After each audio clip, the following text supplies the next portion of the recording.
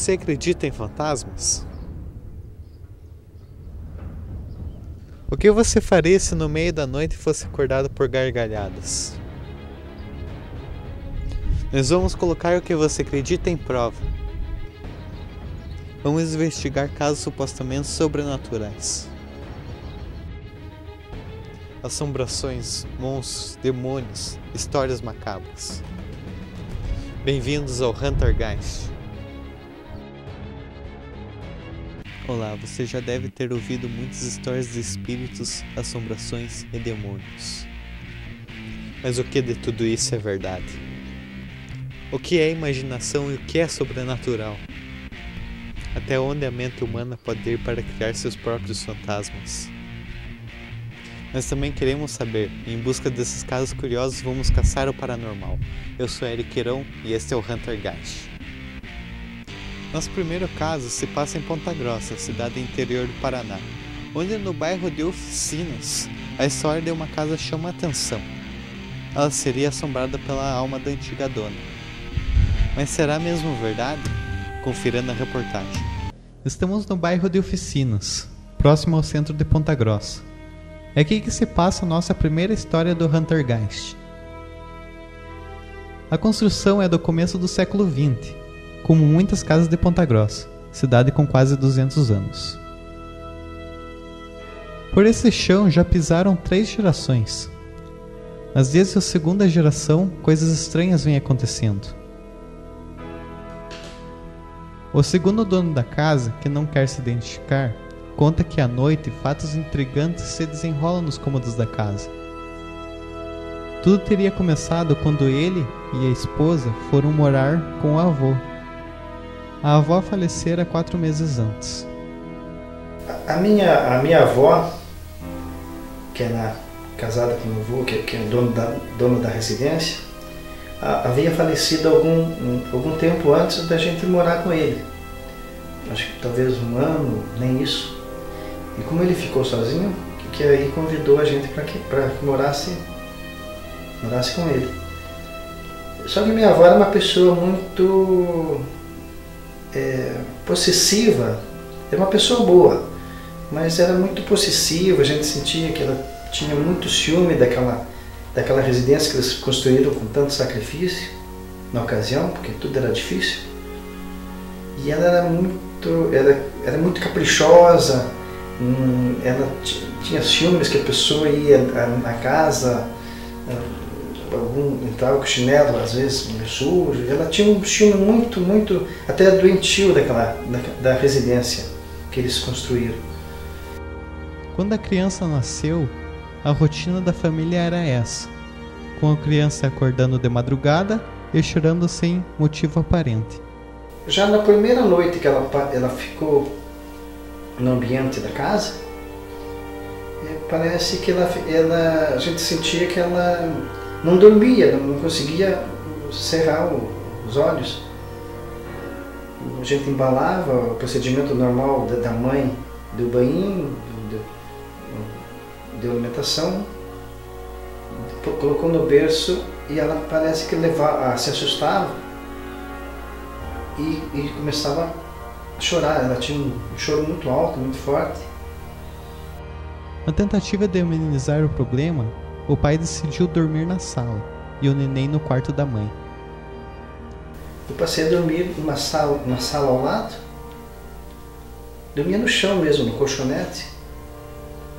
E essa sala ao lado é uma sala pequena que tinha um corredor longo, terminava no banheiro do outro lado da casa. Uma certa noite, madrugada, 1, 2 horas da manhã,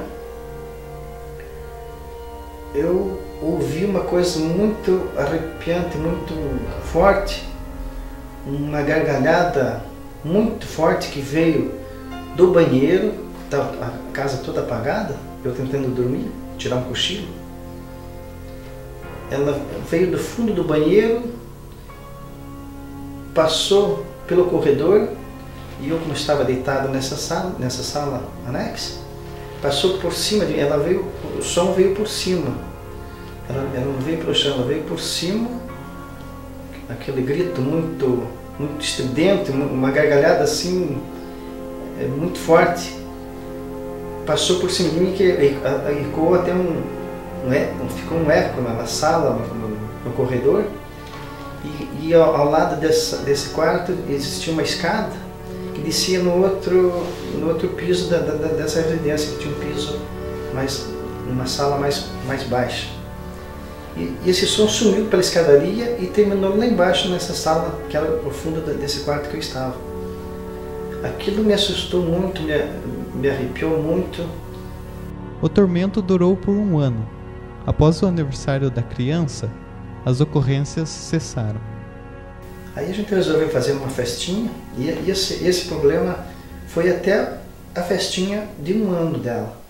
Nós fizemos uma festinha familiar, em casa mesmo, convidamos os parentes, fizemos tudo que uma festinha de 1 ano exige.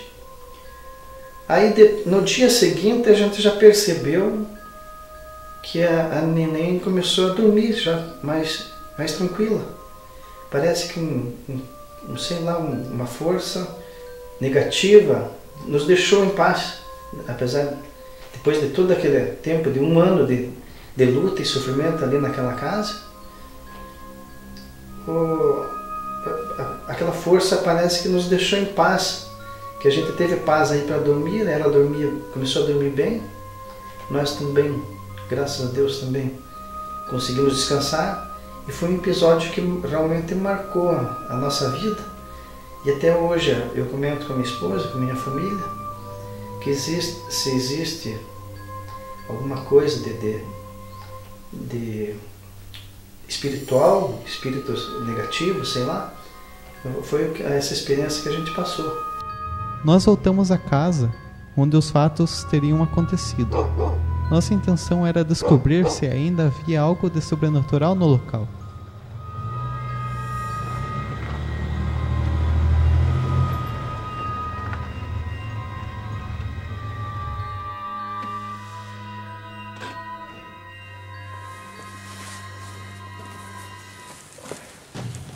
É aqui que nós vamos ficar aqui, passar uma noite aí.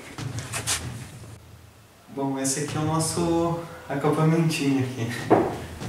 A câmera, várias lanternas, né, caso precise, algumas velas, nós vamos acender durante a noite.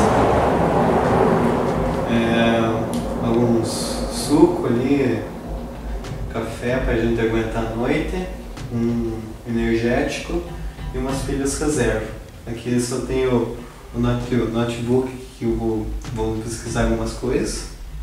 Aqui o aparelho de gravar, o gravador, né, digital, e a câmera fotográfica. E aqui são algumas coisas que eu escrevi a respeito da casa. Deixamos a câmera ligada por 6 minutos, porém nada de significativo foi capturado por nossas lentes. O próximo teste foi deixar uma vela acesa em cada cômodo da casa e ver se alguma força a apagava. Também não tivemos sucesso. O único fato diferente foi os cachorros latirem à meia-noite. Os cachorros começaram a latir agora.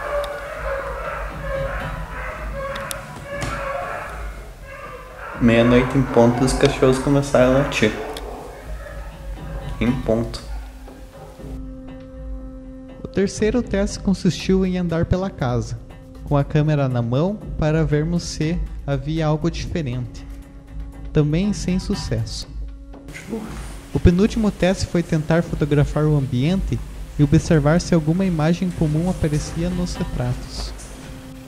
Bom, agora realizaremos as fotos da residência. Também não obtivemos sucesso e nada em comum apareceu. Nosso último teste consistiu em uma utilização de gravadores.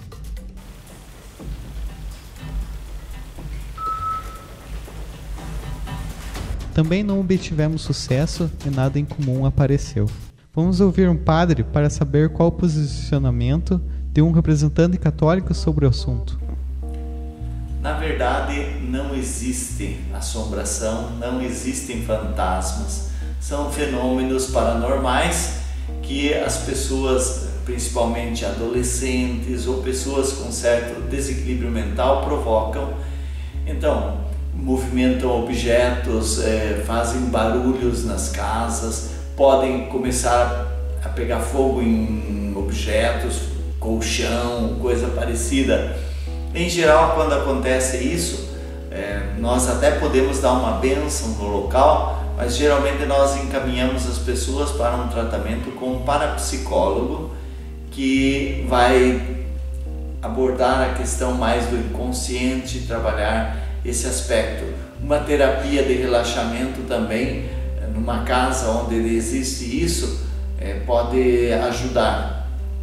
Pela fé, nós acreditamos que somente Deus tem poder, o mal não tem poder. Portanto, ninguém precisa ficar preocupado com fantasma, eles não existem. Só existe o operário, que é o fantasma de Ponta Grossa. Também obtivemos o depoimento de um representante da doutrina espírita. Fantasma. O que é o fantasma? Nada mais do que um espírito que tenta se mostrar. Isso é muito difícil, mas tem pessoas que têm a mediunidade da vidência, ou seja, vê o mundo à nossa volta.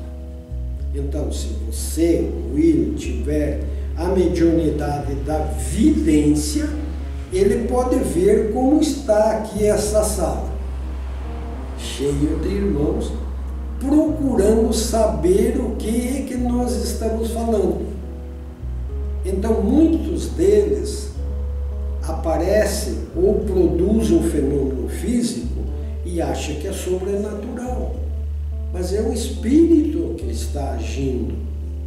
Então, se é a vontade dele e ele tem essa energia, ele bate a janela, ele fecha a porta, ele abre a torneira, etc, etc. Quando ele quer se mostrar, que é extremamente difícil, ele, com toda essa vontade dele, aparece um vulto que você pode observar. Você tem a sensação de que passou alguma coisa ali, escura, você não sabe o que é. E para muitos acham que esse fenômeno, né, de que é uma aparição, o que é um fantasma, o que é nada mais é do que um mundo espiritual se manifestando através do que? Desse fenômeno. Aqui próximo tinha uma casa pequena, e tinha um guri e a família. Então, do nada, para eles, parecia um fogo no sofá, começava a queimar. Aí tinha que jogar água, fazer tudo aquilo para apagar o fogo. Não demorava muito, aparecia outro fenômeno, o chuveiro ligava sozinho. Ou a mesa, empurrava a mesa sozinho. Então, o que é isso? Tudo isso são fenômenos espíritas que ocorrem através dos espíritos. Então, fantasma, o que é? É o espírito de alguém. Que são esses espíritos zombeteiros e brincalhões.